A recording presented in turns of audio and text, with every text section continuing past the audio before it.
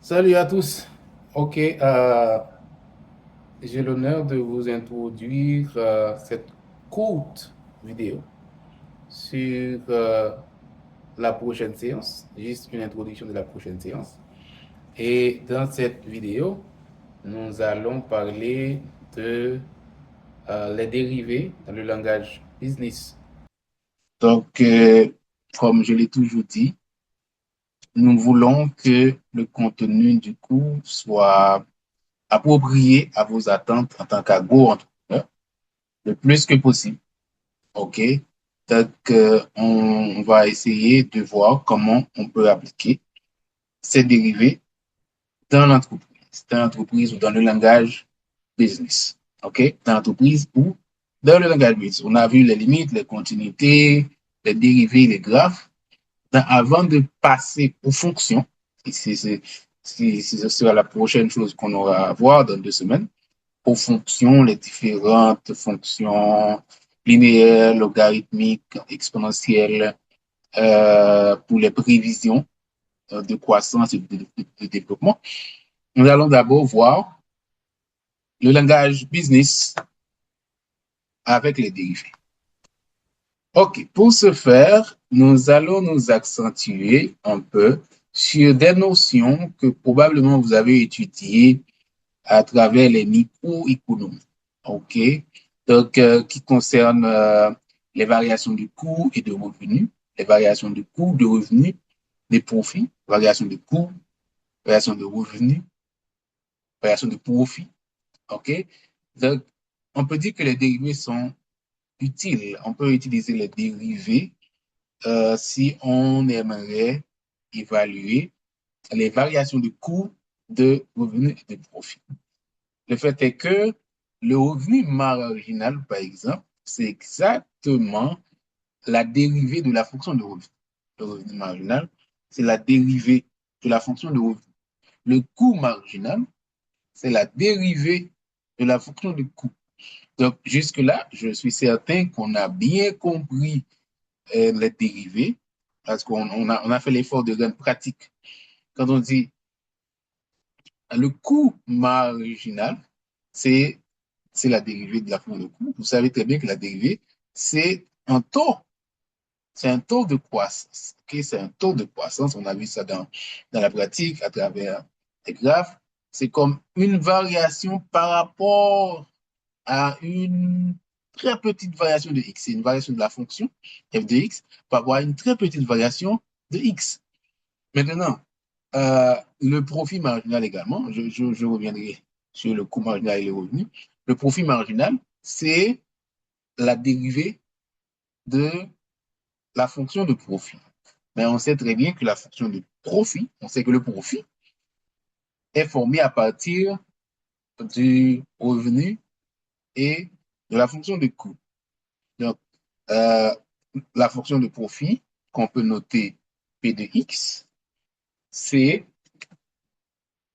la fonction de profit qu'on peut noter P de X, c'est le revenu obtenu R de X moins le coût.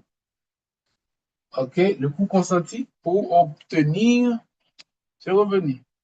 Donc, à partir de ces deux fonctions, on peut obtenir le profit. Donc, de la même manière, à partir de la dérivée de ces deux fonctions, on pourra obtenir la dérivée de la fonction de profit. Et c'est que la dérivée de la fonction, c'est la version marginale. Donc, le profit marginal, ce sera le revenu marginal moins le coût marginal. Okay? C'est ce qu'on va essayer de comprendre, de bien comprendre, de bien asseoir à l'intérieur de cet enregistrement. Et dans la prochaine séance, on va essayer de faire un peu d'exercice, d'essayer de comprendre davantage. OK? Voilà. On va garder ça en tête. C de X et R de X. On va garder ça en tête. Maintenant, si C de X est le coût de production de X articles, alors le coût marginal qu'on peut noter Cm de X est. Donc, si on dit C de X c'est le coût de production de X unités. OK? De X unités. OK? C'est le X, c'est le coût de production de X unités. Donc, on peut noter CM, coût marginal de X. Le coût marginal de X, c'est C' de X. C'est la dérivée de la fonction de coût. Aussi simple que ça. Et donc, on peut dire que c'est égal à D sur D dx de C de X. OK? C'est la dérivée de la fonction de. De la même manière, R de X, si R de X, si R de X, c'est la fonction de revenu, donc on pourra dire que R marginal de X, c'est R prime de X. R marginal de X, c'est R prime de X. OK? Qui sera égal à D sur D de X et R de X.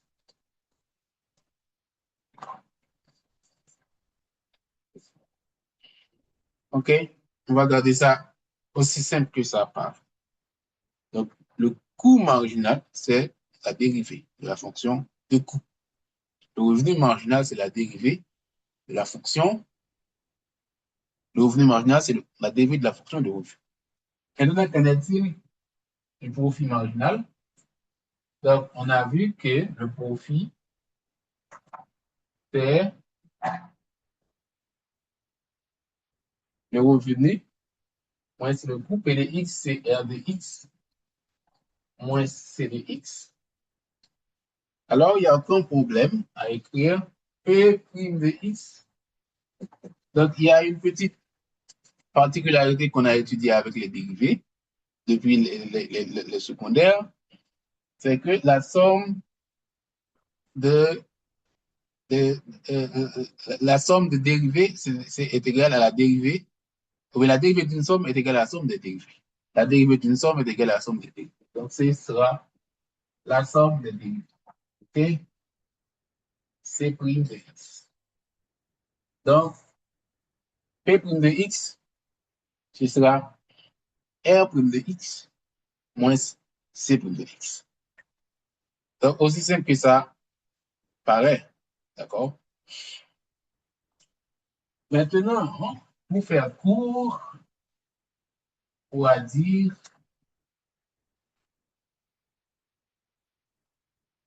pour faire court, on pourra dire que le revenu marginal, R' de x, c'est approximativement, le revenu obtenu par la vente d'un article supplémentaire. Vente d'un article supplémentaire. Si j'ai vendu, j'avais l'habitude de vendre 50 articles, un article supplémentaire va générer un revenu marginal. Okay? Par la vente. Dans le coût marginal, c'est le coût qui est imputable à la production d'un article supplémentaire. Un article supplémentaire produit euh, donnera lieu à un coût marginal. Et de la même manière, le profit marginal, c'est le profit obtenu quand on produit et on vend un article. Nous sommes produire, vendre. Produire un coût, vendre un revenu, un article supplémentaire. OK? Donc, on a déjà vu cette notion des coûts de microéconomie, donc on peut avancer.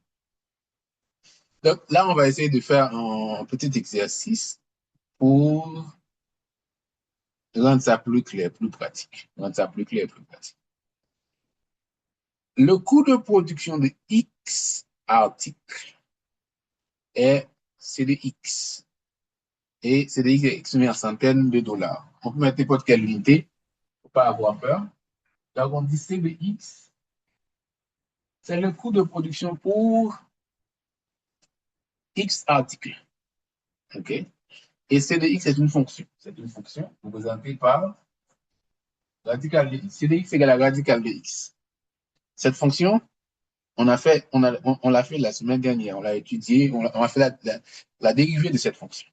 Maintenant, ce qu'on veut savoir, quel est le coût de production? Le coût de production, ça c'est la fonction de production. La fonction de coût. Et quel est le coût de production de 100 articles? Le coût de production de 100 articles. Tout ce qu'on a à faire, c'est remplacer X, qui c'est nombre d'articles produits, par 100. Donc, la première chose, ce sera C200. Donc, le coût de production de 100 articles, c'est C200, radical de 100. OK? Donc, c'est 10 en centaines de dollars. OK? 10 unités. Voilà. Maintenant, la deuxième chose, c'est quel est le coût de production pour 101 articles. Donc, c'est C201. C201, radical de 101. Radical de 101, qu'est-ce que ça donne? Qu'est-ce que ça donne? Radical de 101. Ça va donner quelque chose. Est-ce que je peux trouver une calculatrice? Okay. Je vais trouver une calculatrice pour avoir la valeur exacte du radical de 101. Pas une calculatrice ici. Où est-ce que je peux trouver une calculatrice utilité?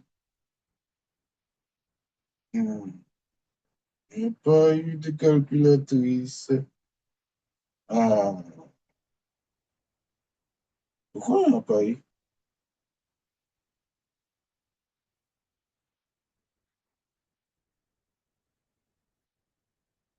Mais qui n'a pas mis de calculatrice ici? Calculator.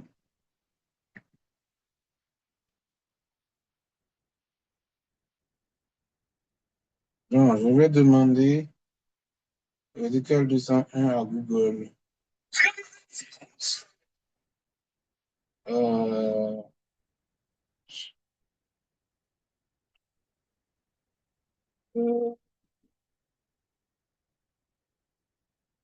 racine carrée de 101.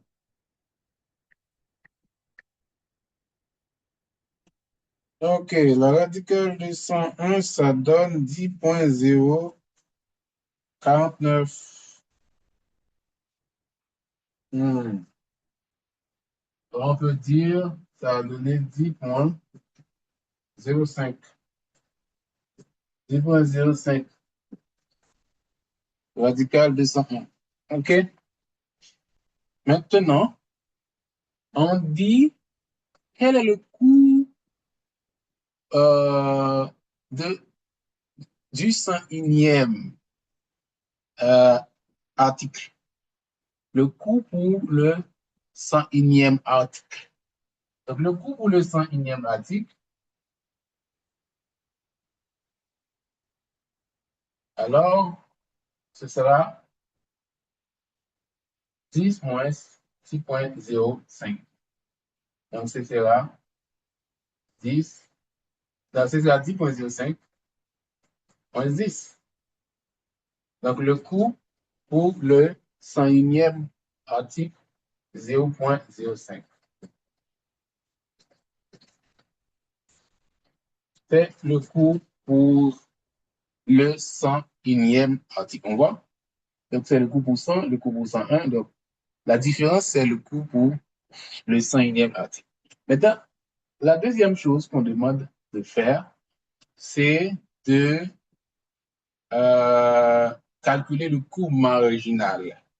Donc, C' de X. Le coût marginal, C' de X. Donc, on se souvient qu'on a calculé cette dérivée la semaine passée. C'est dérivé de radical de X. C' de X ici. On a dit que ça donne 1 sur 2 radical de x. 1 sur 2 radical de x. C' de x, c'est 1 sur 2 radical de x. OK? Donc, maintenant, si on veut évaluer C' de x pour x égale à 100, donc c'est le coût marginal pour x égale à 100, coût marginal, donc ça va donner, si x égale à 100, si x égale à 100, donc le coût marginal, c'est prime de 100, ça va donner 1 sur 2 radical de 100. Autrement dit, 1 sur 2 multiplié par 10. OK? 1 sur 2 multiplié par 10. Ou 1 sur 20. 1 vingtième. OK? Donc, si on fait 1 à diviser par 20, qu'est-ce que ça va donner? 1 à diviser par 20.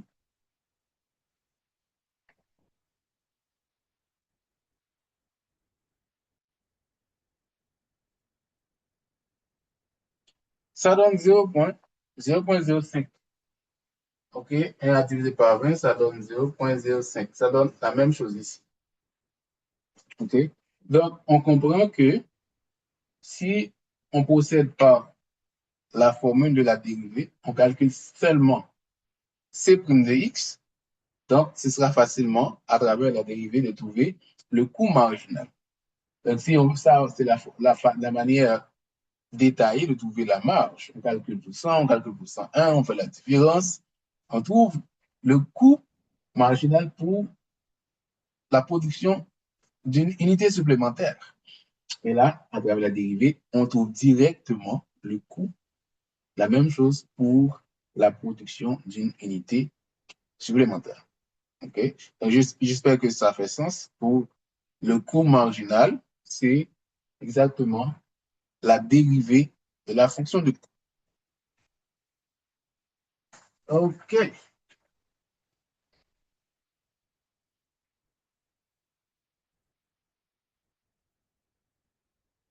Donc, ici, on va faire un autre exemple. On donne C de x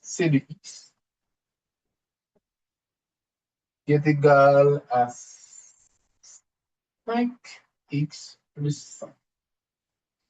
5x plus 100.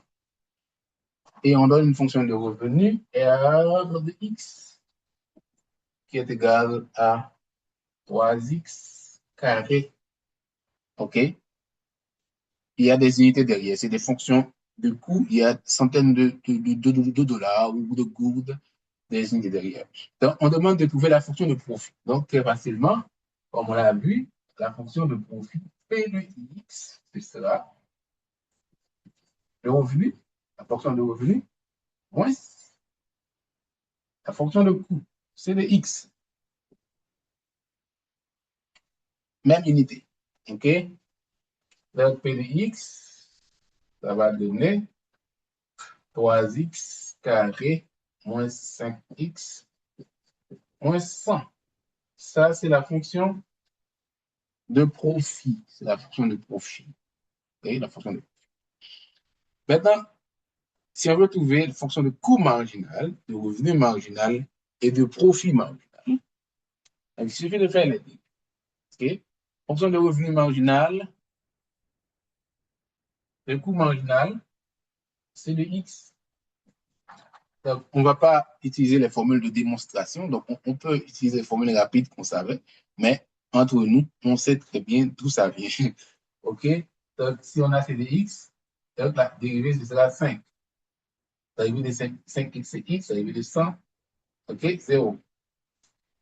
C de x égale à 5. Maintenant, R de x, dans C' de x. R' de x, R' de x, voici R. Donc, on va utiliser les formules rapides qu'on savait, mais on sait d'où ça vient. Donc, c'est 2 par 3, ça fait 6x. Donc, R' de x, c'est 6x. 6x. Maintenant, quelle est la fonction, la dérivée de la fonction, le profit marginal?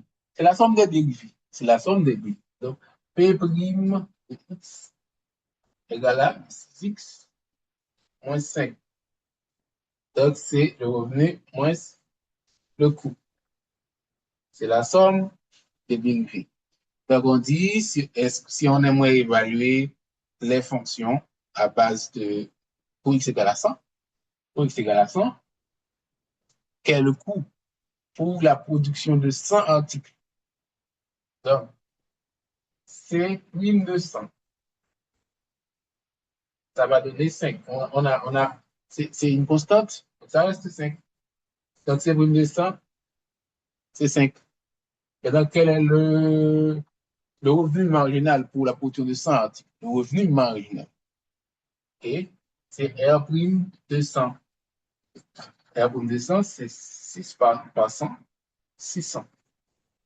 600 unités, ok? Donc, 600, 600 par 100 dollars, c'est le revenu marginal. Donc, pour la production d'une unité supplémentaire, voici ce qu'on va avoir comme revenu. Maintenant, quel est le profit marginal? Est-ce qu'on va voir, est-ce qu'on va voir un profit marginal? OK? Donc, P prime de 100, P prime de 100, c'est 6 par 100, 600 moins 5. Donc, ça donne 600 moins 5. Donc, P prime de 100, ça donne 595 unités. Donc, 595 par 100 dollars, c'est le profit marginal. Donc, c'est ce qu'on aura comme profit pour la production d'une unité de cet article en question. Donc, ça vaut la peine de produire une unité de plus. Donc, je vous remercie d'avoir regardé cette vidéo d'environ une vingtaine de minutes et on se donne rendez-vous à la semaine prochaine pour essayer de faire d'autres exercices. Donc, dans la classe, on va faire des groupes où vous allez traiter des cas de business. Comme ça, ce sont des exemples simples. On va avoir des cas et rapport avec la production de produits spécifiques, de production de produits ergonomiques, de production de, je sais pas, de bananes ou vente de motoculteurs. Donc, on va avoir des cas comme ça que vous allez traiter avec les dérivés. Merci d'avoir suivi, d'avoir regardé. Donc, à la semaine prochaine.